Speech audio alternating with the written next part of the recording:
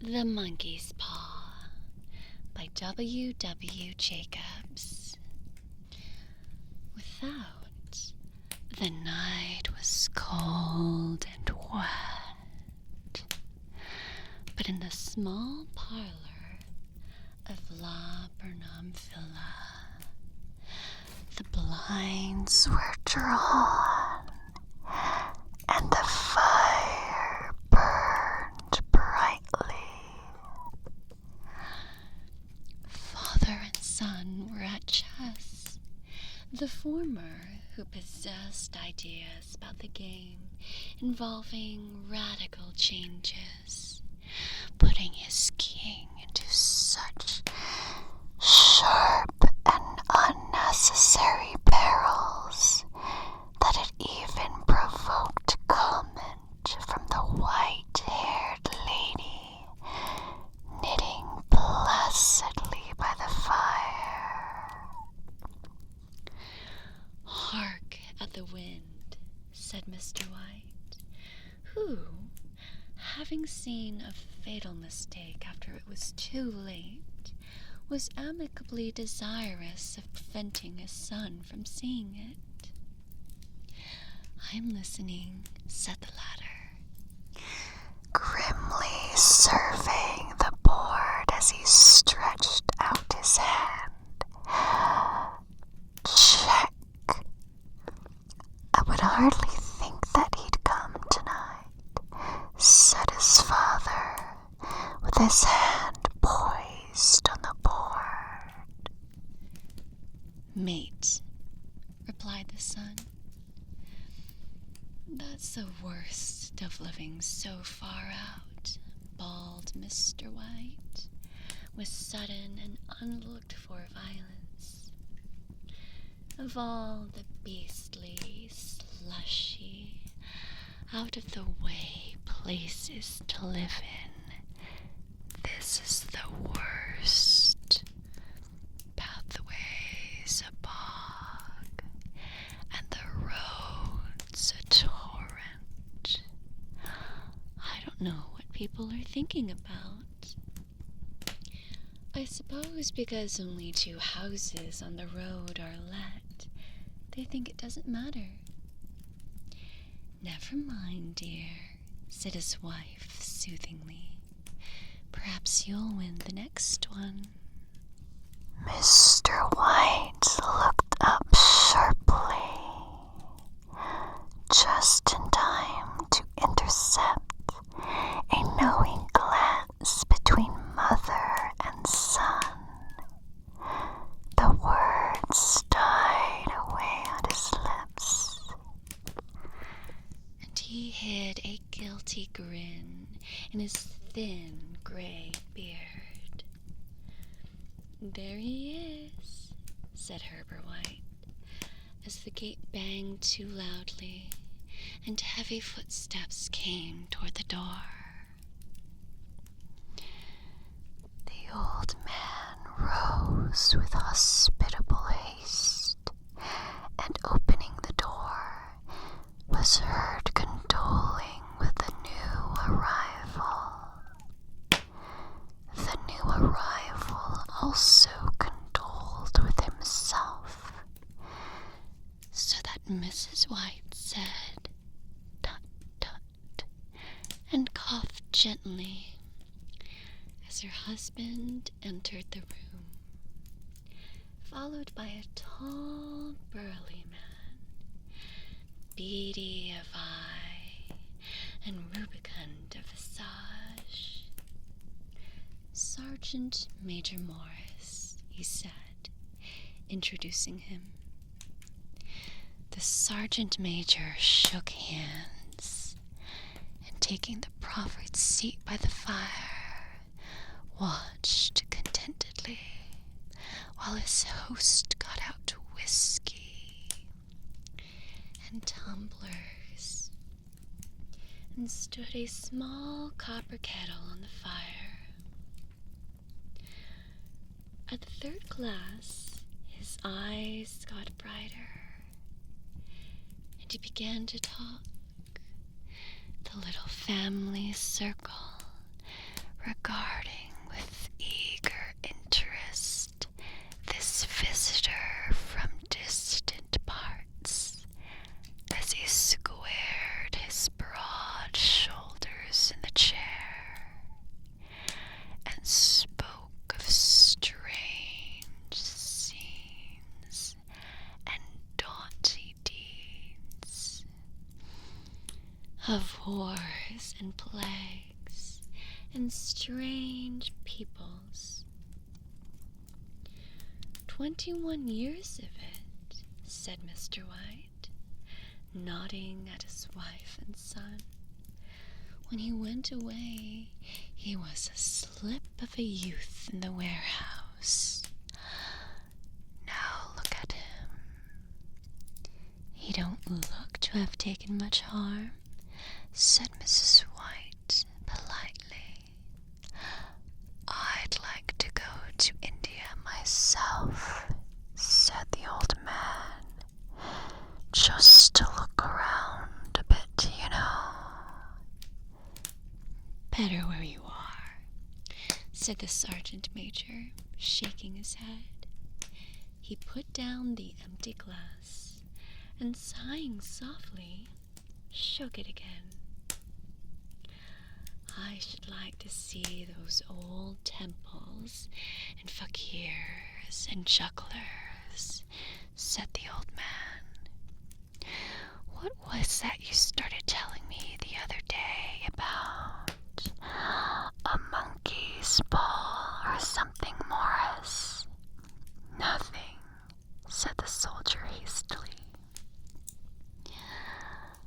Leastways, nothing worth hearing.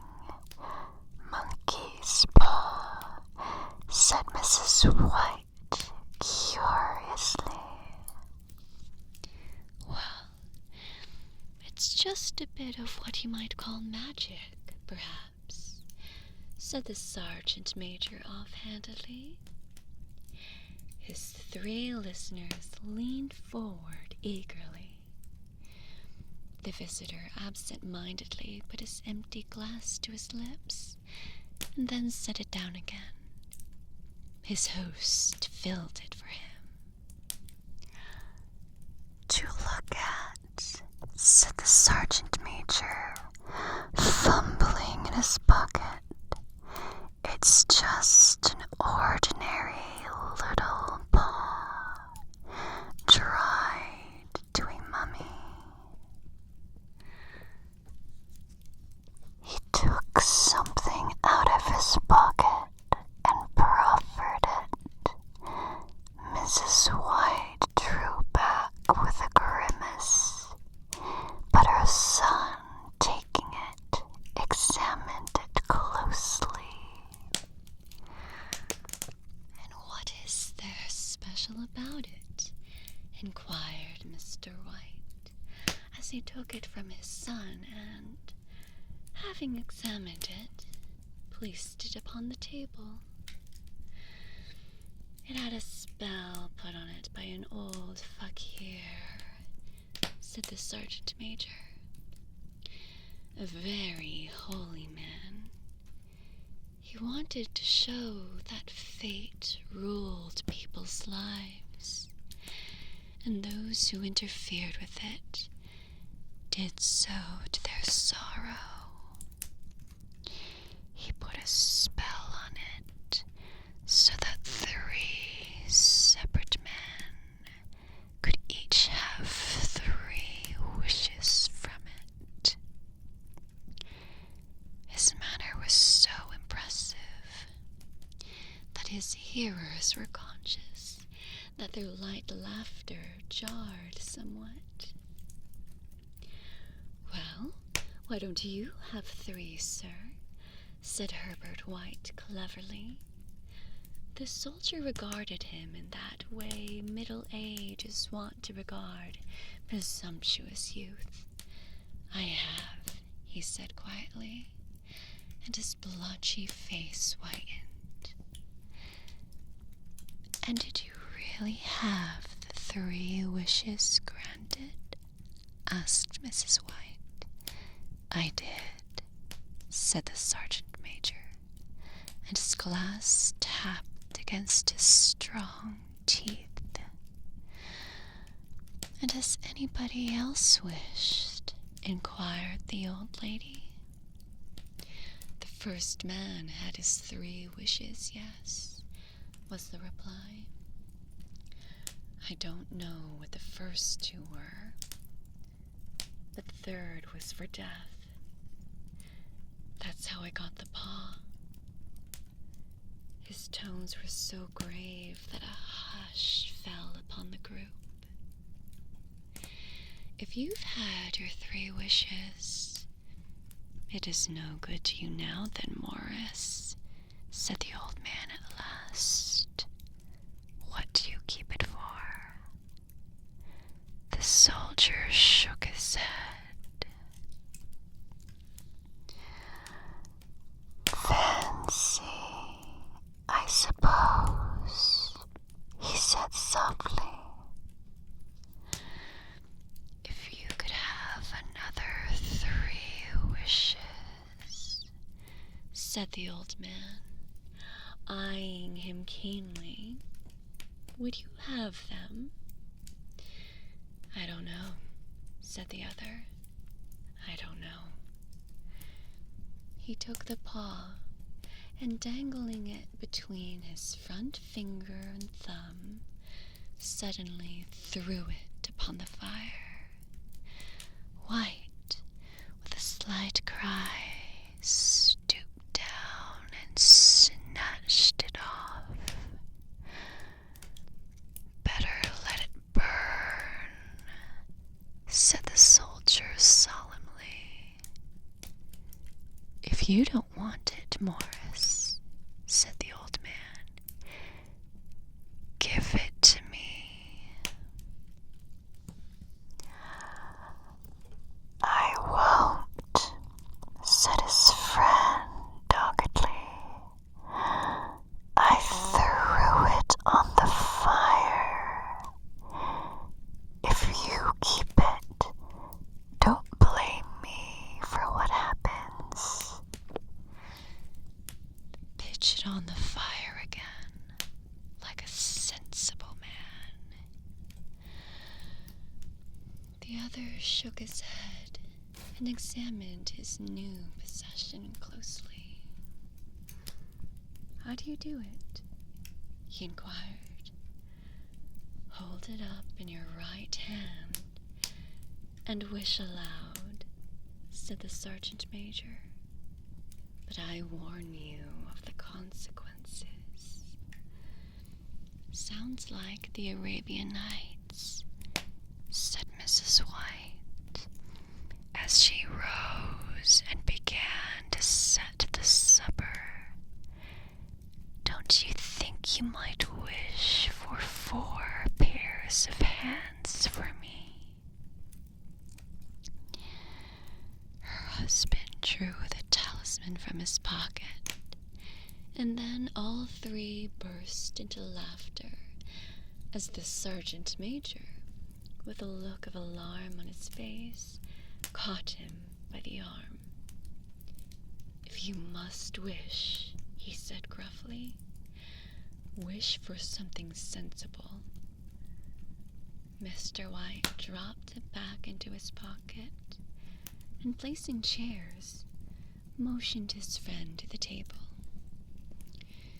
In the business of supper, the talisman was partly forgotten, and afterwards the 3 sat listening in enthralled fashion to a second installment of the soldier's adventures in India. If the tale about the monkey paw is not more truthful than those he has been telling us, said Herbert, as the door closed behind their guest, just in time for him to catch the last train, "we shan't make much out of it." "Did you give him anything for it, Father?" inquired Mrs. White, regarding her husband closely. "A trifle," he said, coloring slightly. He didn't want it, but I made him take it, and he pressed me to throw it away. Likely, said Herbert, with a pretended horror. Why, we're going to be rich and famous and happy. Wish to be an emperor, father, to begin with. Then you can't be henpecked. He darted round the table, pursued by the maligned Mrs. White, armed with an antimacassar. Mr. White took the paw from his pocket and eyed it dubiously. I don't know what to wish for, and that's a fact, he said slowly. It seems to me I've got all I want. If you only cleared the house, you'd be quite happy, wouldn't you? Said Herbert, with his hand on his shoulder. Well, wish for 200 pounds, then. That'll just do it. His father, smiling shamefacedly at his own credulity, held up the talisman as his son, with a solemn face somewhat marred by a wink at his mother, sat down at the piano and struck a few impressive chords. I wish for 200 pounds, said the old man distinctly. A fine crash from the piano greeted the words, interrupted by a shuddering cry from the old man. His wife and son ran toward him. It moved, he cried, with a glance of disgust at the object that lay on the floor. As I wished, it twisted in my hands like a snake. Well, I don't see the money, said his son, as he picked it up and placed it on the table. And I bet I never shall. It must have been your fancy, father, said his wife, regarding him anxiously. He shook his head. Never mind, though. There's no harm done. But it gave me a shock all the same. They sat down by the fire again, while the two men finished their pipes. Outside, the wind was higher than ever, and the old man started nervously at the sound of a door banging upstairs.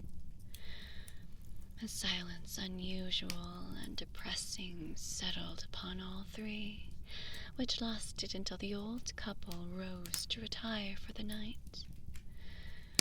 I expect you'll find the cash tied up in a big bag in the middle of your bed, said Herbert, as he bade them good night, and something horrible squatting up on top of the wardrobe, watching you as you pocket your ill-gotten gains. He sat alone in the darkness, gazing at the dying fire and seeing faces in it. The last face was so horrible and so simian that he gazed at it in amazement. It got so vivid that, with a little uneasy laugh, he felt on the table for a glass containing a little water to throw over it. His hand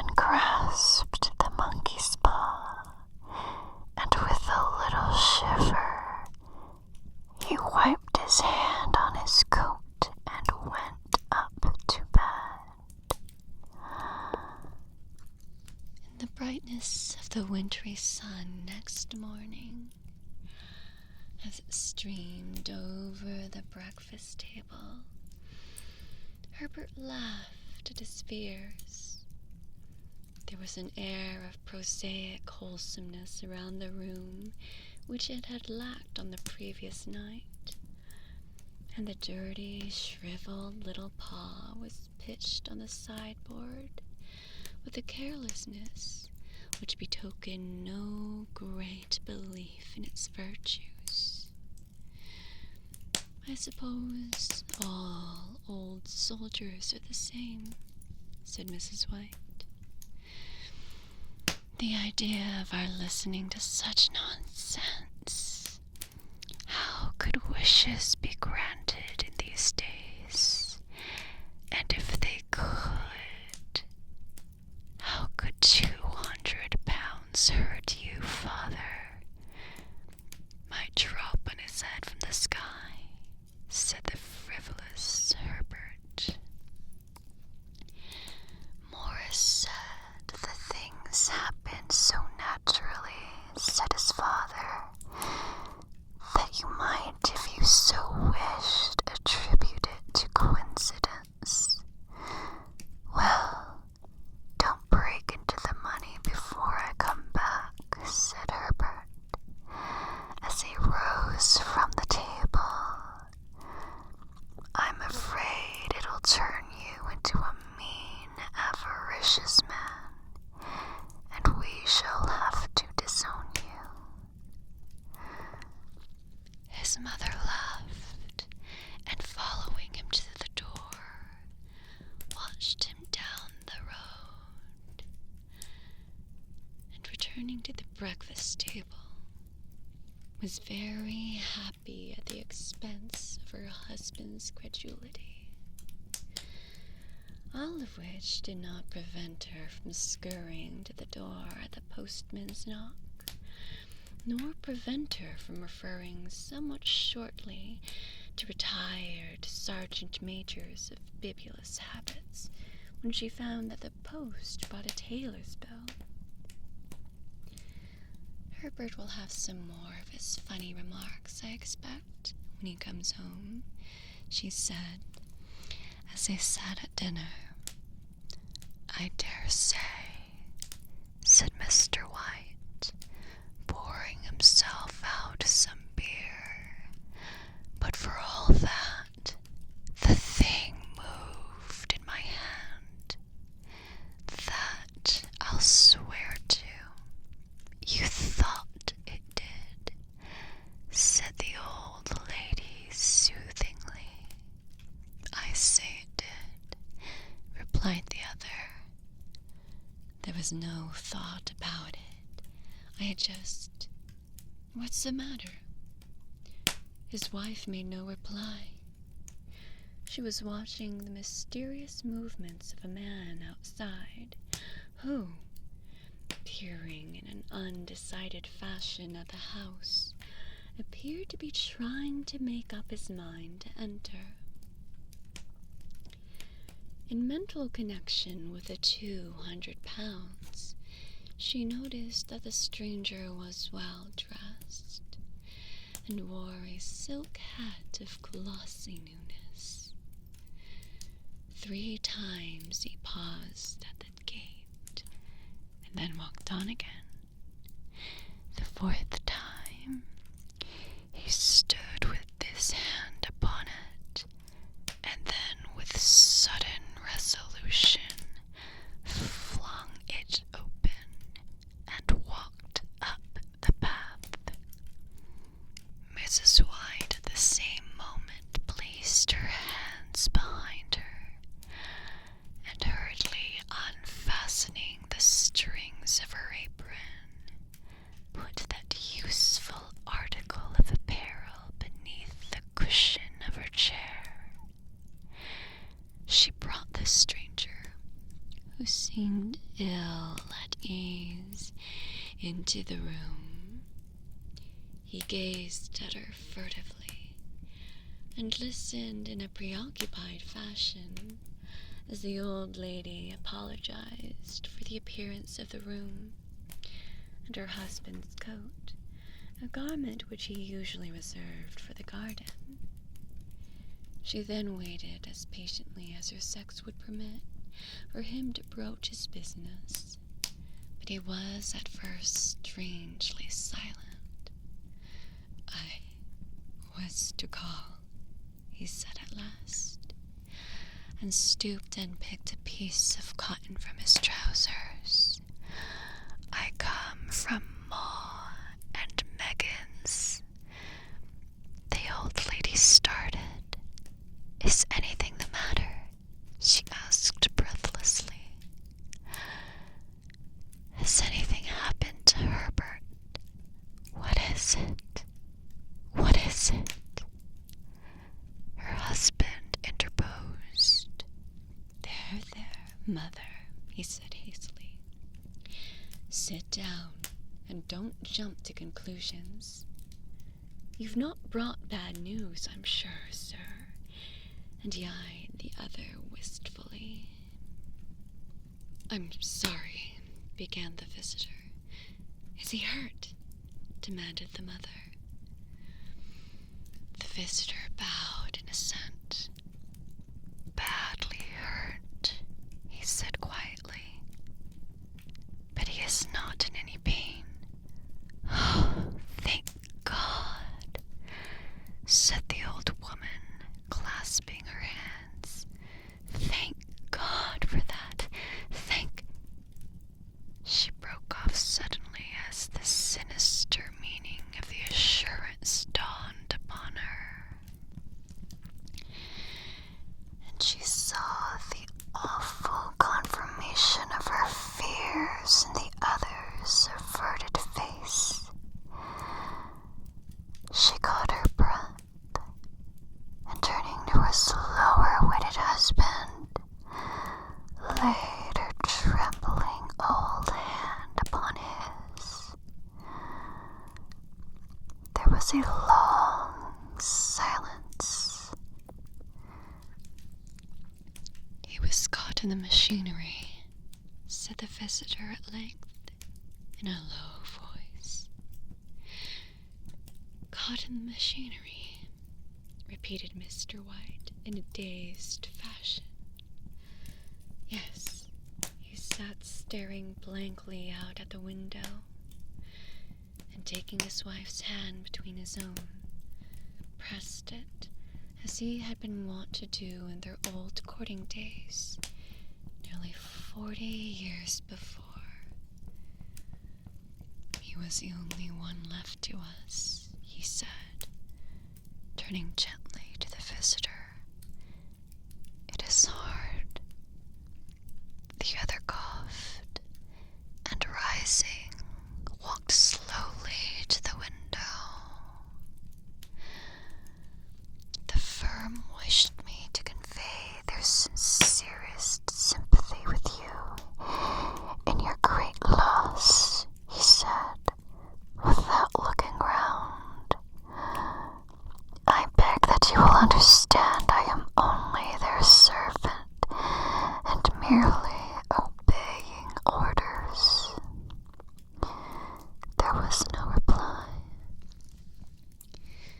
The old woman's face was white, her eyes staring, and her breath inaudible. On the husband's face was a look such as his friend the sergeant might have carried into his first action. "I was to say that Ma and Megan's disclaim all responsibility," continued the other.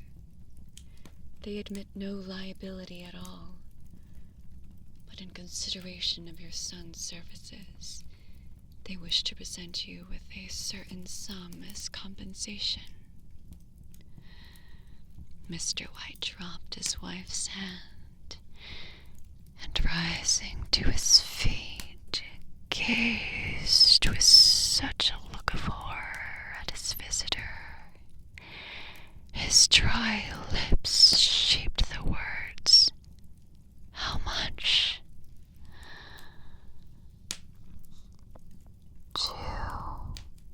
£100 was the answer. Unconscious of his wife's shriek, the old man smiled faintly, put out his hands like a sightless man, and dropped a senseless heap to the floor. In the huge new cemetery, some 2 miles distant, the old people buried their dead and came back to a house steeped in shadow and silence. It was all over so quickly that at first they could hardly realize it, and remained in a state of expectation as though of something else to happen, something else which was to lighten this load, too heavy for old hearts to bear. But the days passed, and expectation gave to resignation, the hopeless resignation of the old, sometimes miscalled apathy. Sometimes they hardly exchanged a word, for now they had nothing to talk about, and their days were long to weariness.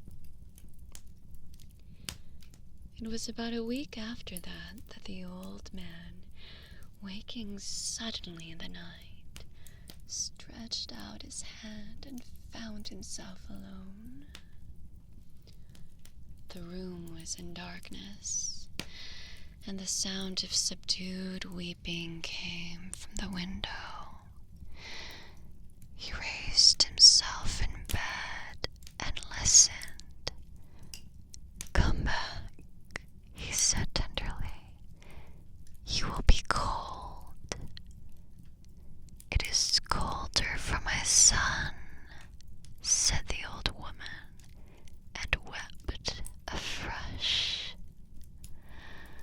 The sound of her sobs died away on his ears. The bed was warm, and his eyes heavy with sleep. He dozed fitfully, and then slept until a sudden wild cry from his wife awoke him with a start. "The paw!" she cried wildly. "The monkey's paw!" He started up in alarm. Where is it? What's the matter?" She came stumbling across the room toward him. "I want it," she said quietly. "You've not destroyed it." "It's in the parlor, on the bracket," he replied, marveling. "Why?" She cried and laughed together, and bending over, kissed his cheek. "I only just thought of it," she said hysterically. "Why didn't I think of it before? Why didn't you think of it?" "Think of what?" he questioned. "The other 2 wishes," she replied rapidly. "We've only had one." "What's that, not enough?" he demanded fiercely. "No," she cried triumphantly. "We'll have one more. Go down and get it quickly, and wish our boy alive again." The man sat up in bed and flung the bedclothes from his quaking limbs. "Good God, you are mad," he cried aghast. "Get it," she panted. "Get it quickly, and wish. Oh, my boy, my boy." Her husband struck a match and lit the candle.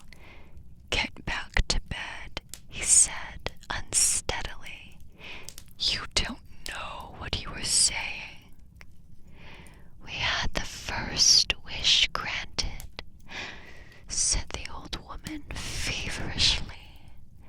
"Why not the second?" "A coincidence," stammered the old man. "Go and get it and wish," cried the old woman, quivering with excitement.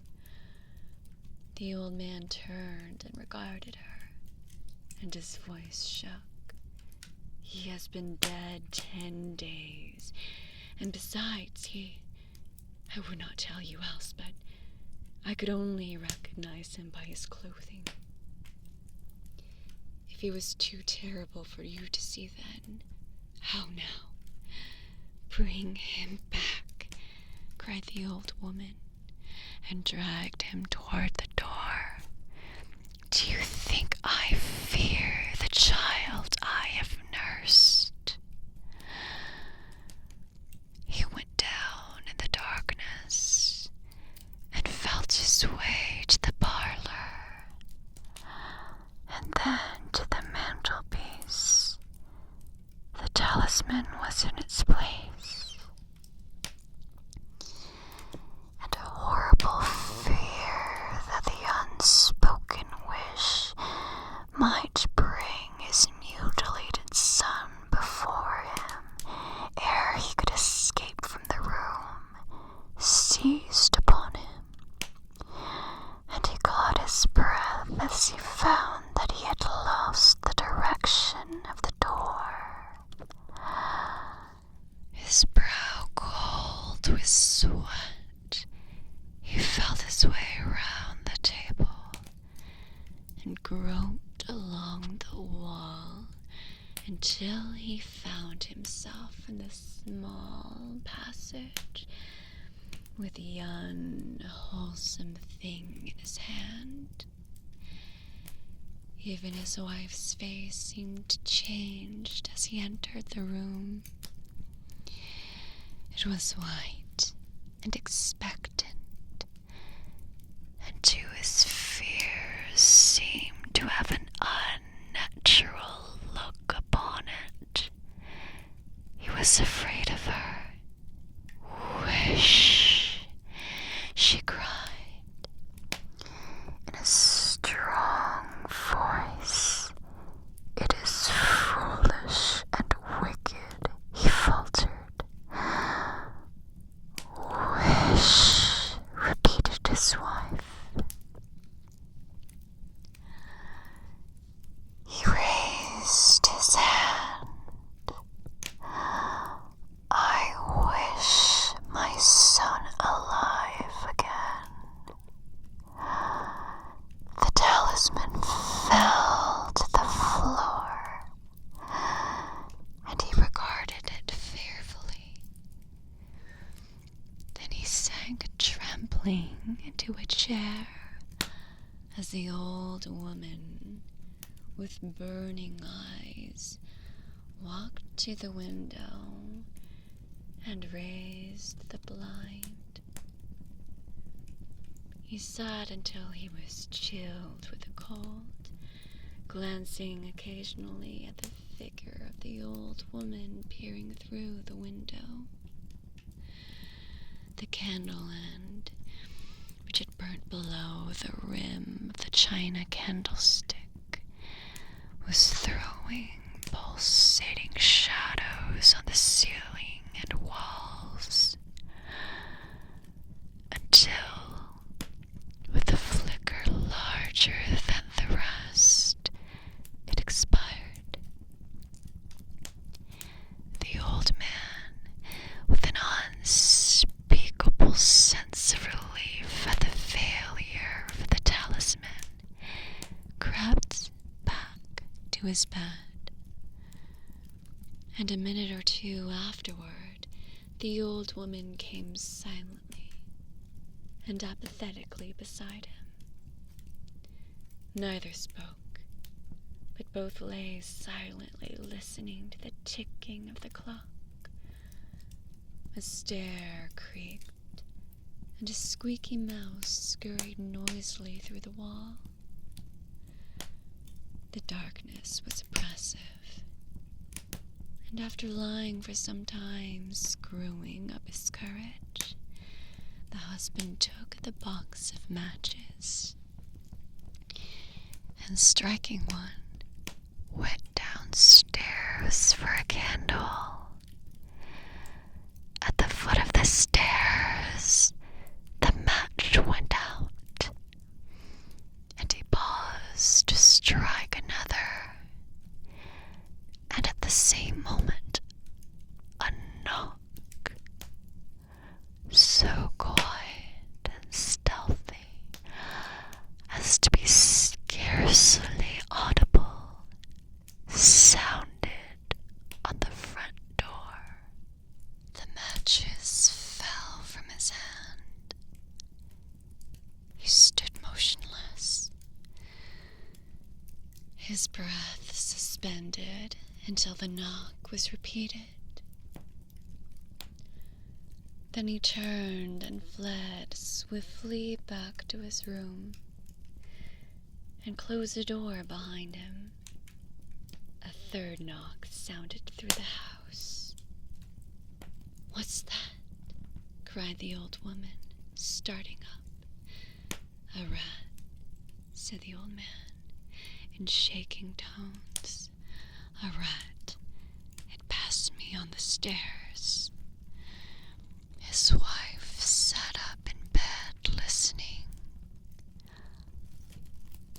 A loud knock resounded through the house. "It's Herbert," she screamed. "It's Herbert."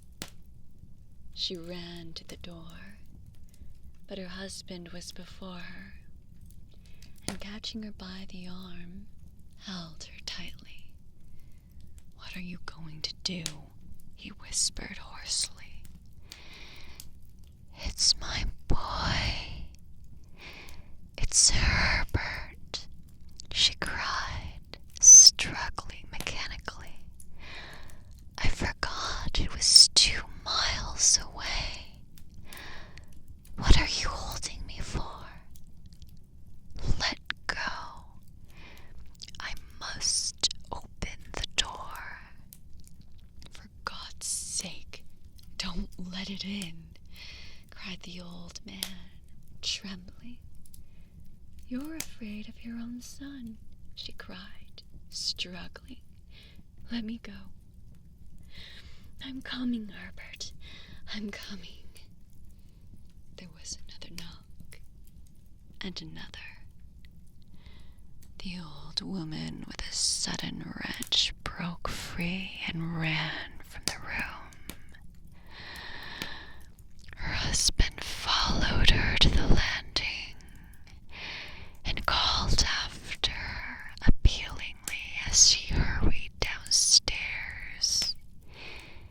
He heard the chain rattle back and the bottom bolt drawn slowly and stiffly from the socket.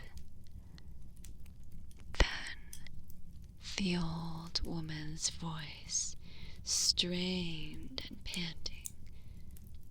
"The bolt," she cried loudly.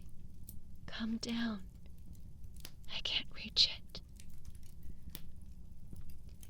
But her husband was on his hands and knees, groping wildly on the floor in search of the paw.